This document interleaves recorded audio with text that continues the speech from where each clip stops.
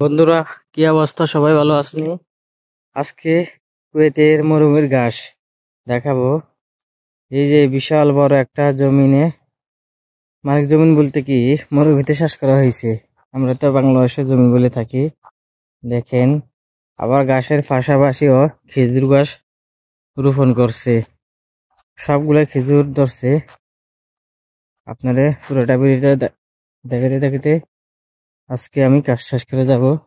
আর দেখেন, এটা হচ্ছে ঘাসের পাশাপাশি খেজুর গাছ। ফলন দেখেন কত, মাশাআল্লাহ, কত ধরছে।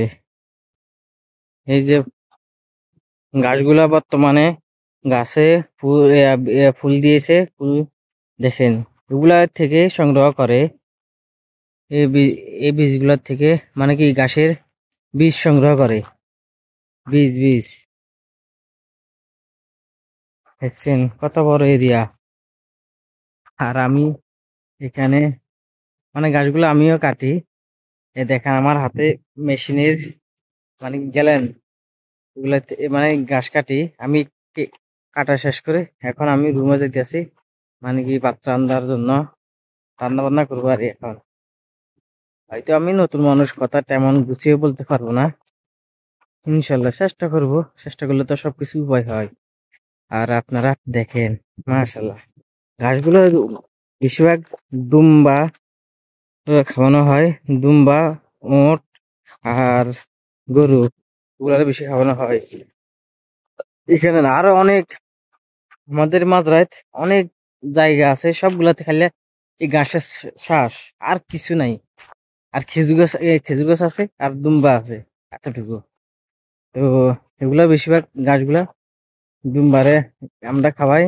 আর যে আপনারা দেখতেছেন না, এই যে খেজুর গাছ, খেজুর কি করি, এই খেজুর গুলারও পাকার পর এই দুম্বারে মানে পরিষ্কার করে খাওয়ানো হয়। মানে এইভাবে সারা সারা খাওয়াই দিই। আর ঘাসগুলার 6 মাস, মানে সিজনারি, 6 মাস সিজনে, মানে গাছগুলো বড় হয়ে থাকে। সবগুলা ঘাস বড় হয়ে থাকে। আর 4 মাস, সরি, 8 মাস কিনে গাছগুলো বড় হয়ে থাকে। আর 4 মাস, মানে শীতকাল আসলে গাছগুলো কোনো রকম টোটালি বড় হয় না। মানে এখন যে কাটা হয়েছে না, একদম গোড়া কাটাই করা হয়। এই কাটাই করার পর মানে আর লম্বা হবে না। এই হলো অবস্থা। দেখছেন কত বড় বিশাল এরিয়া, আর খেজুর আর খেজুর। আর এটা হচ্ছে আমাদের রুম, থাকার জায়গা, রুম। এখানে আমরা সবাই থাকি। এই যে এই আস্তানা, ভাই গরিবের আস্তানা। দেখছেন আপনারা, আমি দেখাইতেছি। এই যে বিশাল বড় এরিয়া, দেখছেন। তো সবাই তো সবাই ভালো থাকবে।